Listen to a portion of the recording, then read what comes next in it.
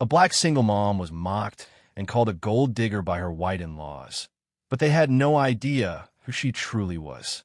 In a world obsessed with appearances, skin color, and race, what happens when the one they mocked holds the key to their survival? This is a story of quiet power, buried legacy, and a reckoning they never saw coming. Stay tuned and watch the story unfolds. Tasha sat on the edge of the bathtub, her knees drawn to her chest, eyes fixated on the test. 20 years old and pregnant, alone in the world. At least, that's how it felt in that moment. Her mind swirled with 1,000 thoughts, each one louder than the last. College, her dad, and then him. Later that evening, she stood across from him, the father of the child growing inside her. His apartment was cold, not in temperature, but in the silence that followed her words. "I'm pregnant," she said quietly, eyes hopeful but wary. He blinked. A beat passed, then another, and then came the cruel twist of his lips into a smirk. "Not mine." The words stung more than she expected. "What?" "I said it's not mine, Tasha. Don't try that with me." Her voice wavered. "We've been together for over a year. You know it's yours." But he had already turned away, grabbing his jacket and phone, his body language heavy with dismissal. "Figure out on your own," he muttered as he walked out the door without looking back. And just like that, he was gone. Tasha stood frozen for a while, her heart caving in. When her legs finally carried her home, the tears spilled freely. She didn't bother hiding them from her father. He found her curled on the living room couch, her body trembling, face buried in a pillow. Without a word, he sat beside her, gently wrapping his arm around her like he did when she was a little girl afraid of thunderstorms. "What happened, sweetheart?" His voice was soft, warm, familiar. She told him everything, from the test to the confrontation, from the silence to the door slam. He listened without judgment, only nodding every now and then, his hand never leaving hers. When she was done, her eyes swollen and her voice hoarse, he finally spoke. "You're stronger than this moment," he said, "and you're not alone." She turned to him, unsure. "You've always had a fire in you, Tash. You're going to be a wonderful mother, and I'll be here, right by your side." Those words wrapped around her like armor, restoring a sliver of hope to her broken spirit. Days passed. Plans were quietly made. She began looking into options for finishing school remotely. Her father, ever practical and nurturing, began preparing the nursery in the guest room. The man who raised her alone was now ready to help raise her child too. But life has its own bitter timing. Just weeks later, without warning, her father collapsed at home. The diagnosis came fast and grim. A hidden heart condition, inoperable, terminal. He passed in the hospital before she could fully comprehend the loss.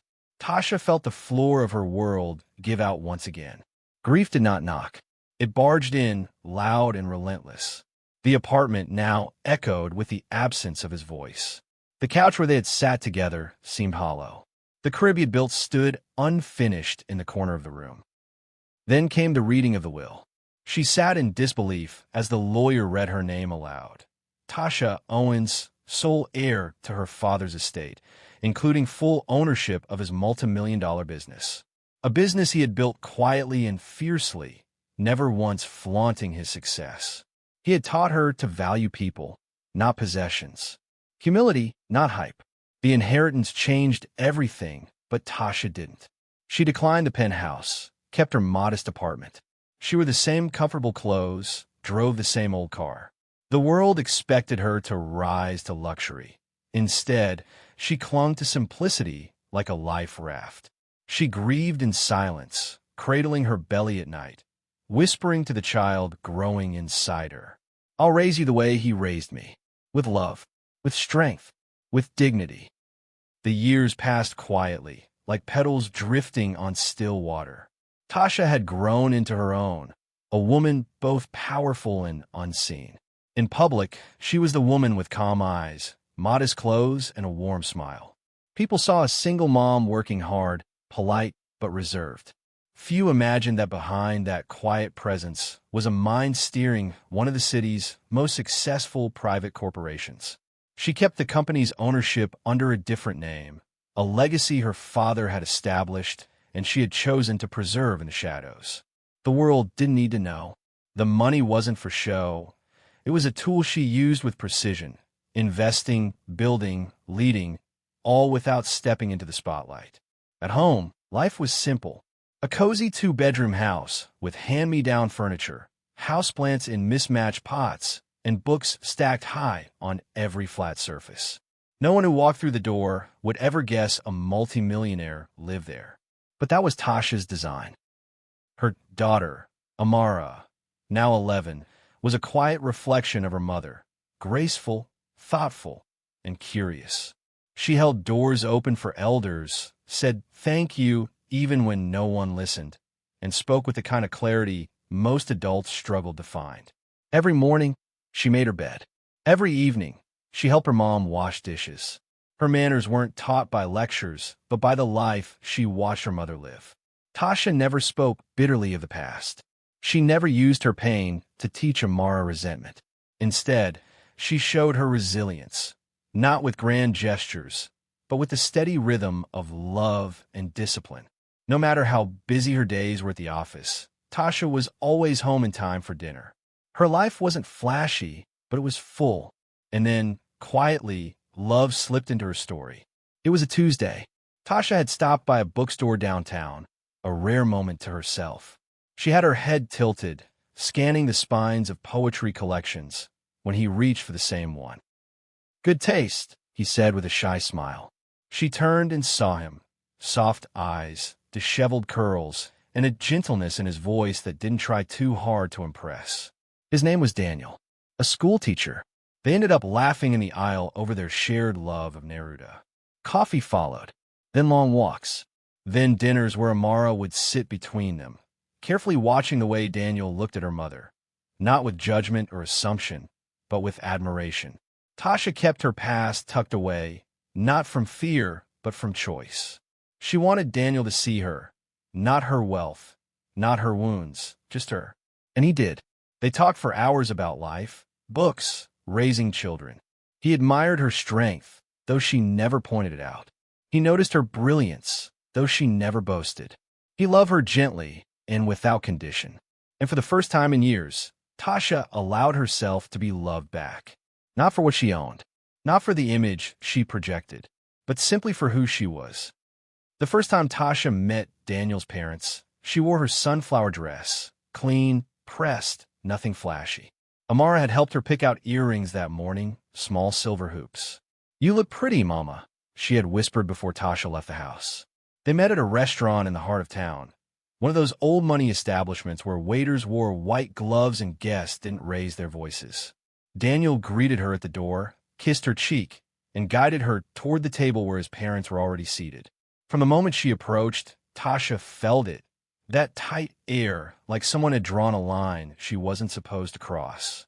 Daniel's mother, Elaine, stood slowly, her expression poised but unreadable. She offered a quick handshake, her eyes scanning Tasha from head to toe. Daniel's father, Gregory, remained seated, barely glancing up from his wine glass. "Mom, Dad, this is Tasha," Daniel said warmly, his hand gently resting on the small of her back. "Tasha," Elaine repeated, forcing a polite smile. "So nice to finally meet you." "Likewise," Tasha replied, offering her calm, practiced grace. She had met people like them before, people who thought silence was power and politeness could hide their judgment. But she didn't flinch. They sat. The conversation was stilted from the beginning.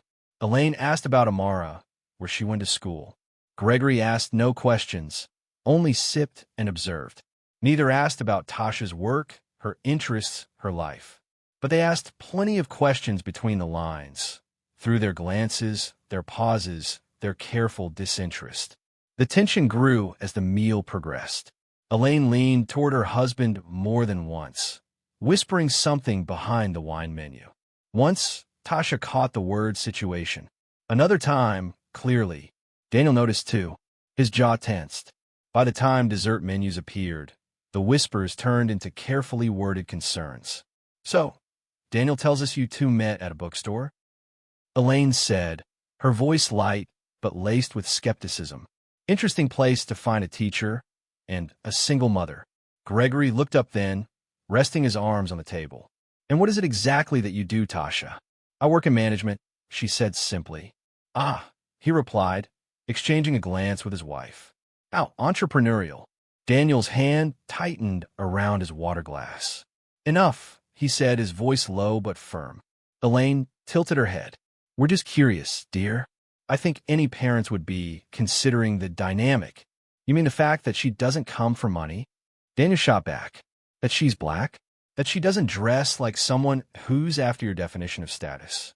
Elaine bristled. That's not what we said, but it's what you meant. The table fell into silence. Tasha didn't move.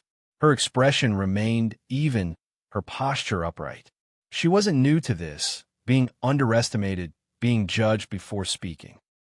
She had learned long ago that silence can be stronger than any defense. Let them look. Let them assume. She had no need to prove herself to people who had already made up their minds. I'm not here for Daniel's money, she said softly, finally breaking her silence. I'm here because I love him, and because he loves me. There was no edge to her words, no anger, just truth. A truth she didn't decorate or dilute. Gregory didn't respond. Elaine opened her mouth, then closed it again. Daniel took her hand under the table. You don't owe them anything, he whispered. But Tasha didn't flinch, didn't withdraw. She held her head high. She'd survived worse than whispers in a restaurant. And though their eyes tried to shrink her, she remained exactly who she was, a woman of substance, dignity, and quiet strength. When they left that night, Daniel apologized again and again. She only nodded, giving his hand a gentle squeeze. It's all right, she said, but deep inside she knew. Judgment always reveals more about the one casting it than the one receiving it. And while they may have seen her as something small, she knew the weight of the crown she carried, gracefully, invisibly, and without needing to show it off. The proposal came quietly, just as Tasha preferred all things to come. They had been sitting on the porch of her modest home, sipping tea in the soft amber light of evening. Daniel took her hand gently, his thumb tracing the curve of her fingers. He didn't get down on one knee, didn't make a spectacle. Instead, he looked her in the eyes and said, I don't want another day to pass without calling you my wife. Tasha smiled, that deep, private kind of smile that came from knowing she was loved not for what she had, but for who she was. She whispered yes before he could finish the question, and that was all either of them needed. They married under a weeping willow in a public park. Just them, Amara, a few close friends, and the wind. Tasha wore a cream dress she found at a second-hand boutique, and Daniel wore a navy suit he'd owned for years. There were no extravagant flower arrangements, no rented halls, no lavish celebrations. Just laughter, hands held tight, and vows exchanged with sincerity. Tasha could have afforded anything. She could have flown guests in from every corner of the globe, rented out a vineyard, draped herself in diamonds. But that wasn't who she was. She had lived long enough to understand that the loudest displays often hid the shallowest roots. What she and Daniel had was quiet, solid, and real. It didn't need to be proven. After the wedding, life settled into a calm rhythm. Tasha kept her company running from behind the scenes, meeting with department heads in private, signing documents at home in her study, while Amara did homework nearby. She didn't flaunt her power. She wore plain clothes, drove a modest car, and lived with intention. Daniel's parents didn't ask much about their finances, but when they did, Tasha would simply smile and say they were doing just fine. She didn't volunteer information about the company, and Daniel, out of respect and trust, never pressed her to. Meanwhile, the whispers around Daniel's family business grew louder. Once a thriving chain of boutique furniture stores, the company had begun to falter. Shifts in consumer habits, online competition, and years of mismanagement had taken their toll. Revenue dropped, loans mounted, and the family, proud and private, tried to hold their heads high even as the walls began to crumble. Elaine and Gregory didn't discuss the full extent of the crisis with Daniel at first. They didn't want him to know how bad things had become. But desperation has a way of tearing down pride. One night, Daniel came home quiet, the usual warmth in his eyes dulled by concern. He sat beside Tasha, rubbing the back of his neck. My parents' business, he said finally. It's worse than they let on. They're looking for investors. Big ones. Or a loan from a private firm that specializes in struggling companies. Tasha looked at him, her face unreadable. They're flying out next week to meet with a firm. One of those low-profile corporations with big capital. They think this is their last chance. She nodded slowly, her fingers folding over themselves in her lap. They asked me to come, he added. I said no. I told them I wasn't going to drag you into their problems. Tasha touched his hand, steady and sure. You didn't drag me anywhere. I chose this life, Daniel. All of it. He looked at her, the heaviness in his shoulders lessening just a bit. They don't know who you are, he said. They never bothered to. But I do. And I'm proud of you every day. She kissed his cheek and rested her head on his shoulder. She said nothing more. There was no need. Because while they scrambled for rescue, while they prepared portfolios and proposals to impress a firm they believed was run by strangers, they had no idea that the woman they'd misjudged, mocked, and dismissed was the very person they were preparing to beg. Tasha said nothing. She didn't need to. Strength, after all, doesn't always roar. Sometimes it waits, quietly and unshaken. The building was all sleek lines and mirror glass. It was the kind of place that whispered power, the kind of place Daniel's parent, Elaine and Gregory, had once walked into with ease, back when their business thrived, back when their name meant something. Now, they walked with uncertainty. Gregory clutched a leather folder packed with financial statements, projections, and an overly optimistic business proposal. Elaine wore her best blazer, hair set just right, pearls at her neck, her armor of old money dignity. But beneath the surface, tension simmered. They were not just here for a meeting. They were here to ask for help. The receptionist greeted them warmly and motioned for them to follow. She led them past frosted glass conference rooms, past employees moving efficiently from desk to desk, until finally they reached a dark wooden door with a brass nameplate etched only with 2 initials. She knocked once, then opened the door. Please go in. The CEO will see you now. They stepped inside and froze. Tasha looked up from the desk. She sat in a high-backed chair, elegant in a tailored black blouse. No jewelry, no makeup, just poise. Her posture was relaxed, but her presence filled the room completely. The soft light from the window caught the edges of her face, casting her in a quiet, undeniable authority. Elaine's mouth parted, but no sound came out. Gregory took a step forward and then stopped, blinking as if he wasn't sure what he was seeing. You? Elaine managed, voice caught between disbelief and dismay. Tasha didn't flinch. Yes, she said simply. I'm the CEO. A heavy silence dropped over the room like a curtain. The air shifted. Every thought, every insult, every whispered suspicion from that dinner all those months ago came rushing back to them, loud now in the echo chamber of truth. They remembered her plain clothes, her modest responses, the way she never defended herself when they cast her as a gold digger. They remembered judging her silence as weakness. And now, here she was, seated at the helm of the very company they had come to for salvation. Tasha stood slowly, crossing the room with calm, unhurried steps. She extended a hand. Please, seat. They obeyed, stiff and quiet, sinking into the leather chairs across from her. No one spoke for a moment. Elaine's face was flushed, her lips tight. Gregory stared at the floor, folder still in hand, but forgotten. Tasha took her seat again, folding her hands on the desk. She didn't smile, but she didn't scowl either. Her voice was even measured. I read through your proposal. It was thorough. Elaine looked up, shame swimming in her eyes. Tasha, we didn't know. If we had known. Tasha stopped her gently with a raised hand. You would have treated me differently. Yes, I know. She wasn't bitter. She didn't need to be. The truth was enough. Gregory cleared his throat, finally finding his voice. I want to apologize. We were wrong about you. Tasha's gaze didn't waver. Yes, you were. Another beat passed. We made assumptions, Elaine added, her voice small. Terrible ones. I know, Tasha said again, And in those words sat not revenge, but clarity, dignity, control. She didn't raise her voice. She didn't gloat. Instead, she let the silence do what it does best, reveal. Gregory shifted, humbled. It's not just that we need the loan. It's that we've come to the end of the road. You're our last chance. Tasha studied them for a long moment. She remembered the way they looked through her back then, how they spoke as if she couldn't hear them, how they questioned her worth based on the clothes on her back. But she also remembered something else, what her father had taught her. That grace is not weakness.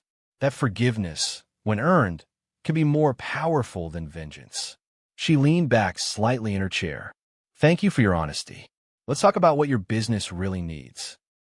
Elaine looked up, eyes wide with disbelief. You're willing to help us? Tasha met her gaze calmly. Let's start there. And just like that, the balance of power had shifted, not with rage, not with revenge, but with strength wrapped in humility. She had never needed to prove herself. She had only waited for this day the truth would speak for her. Tasha sat at the head of the long mahogany table in her office, her signature pen in hand. Across from her, Elaine and Gregory sat quietly, their posture straight, their faces drawn, not in pride, but in the raw humility that follows a hard fall. Papers were neatly stacked before them, the approved loan agreement resting at the top. The silence had weight, but not bitterness. Just a long pause between history and healing. Tasha looked them both in the eye, her voice calm and clear. I forgive you. We all make mistakes. Elaine's eyes shimmered, and she lowered her gaze, emotion tight in her throat. Gregory, usually stoic, exhaled in a way that sounded more like surrender than relief.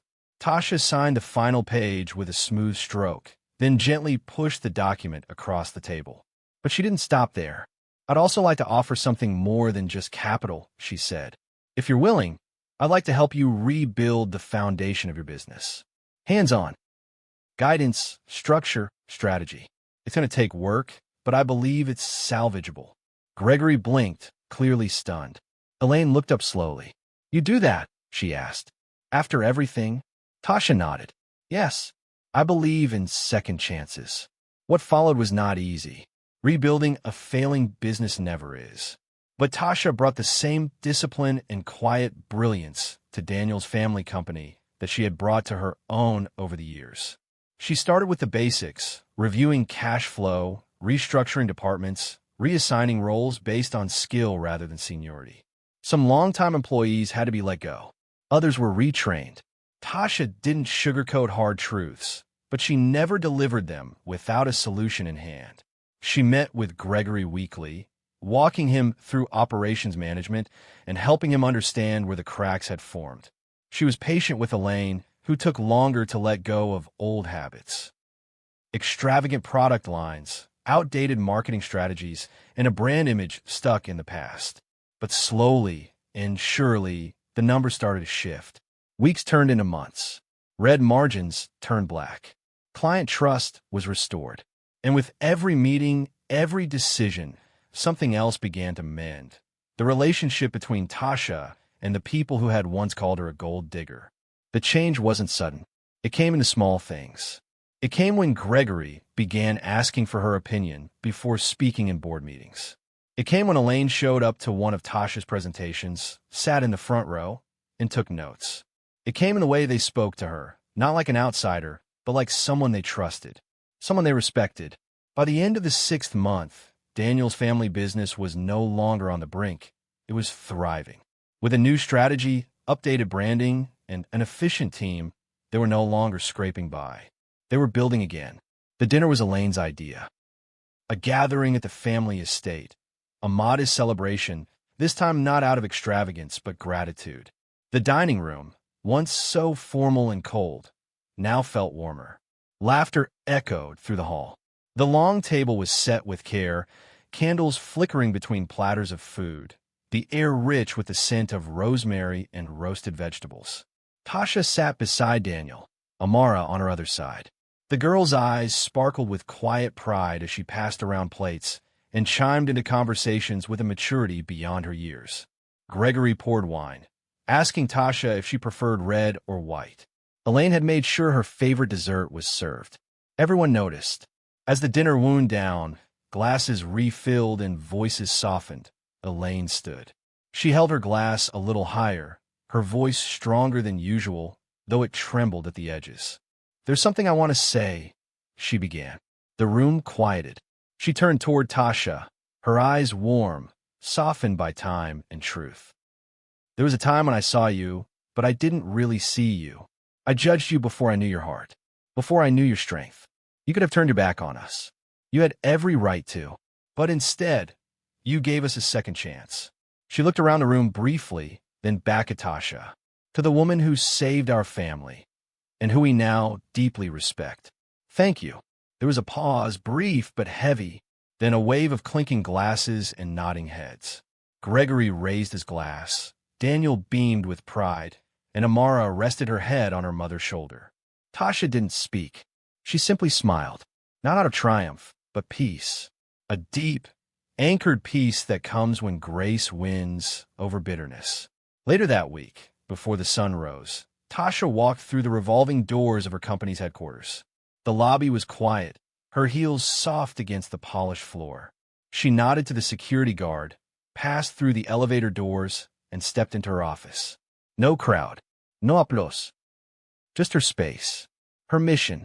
She set her bag down, opened her laptop, and looked out over the city skyline. Nothing had changed in how she dressed or carried herself.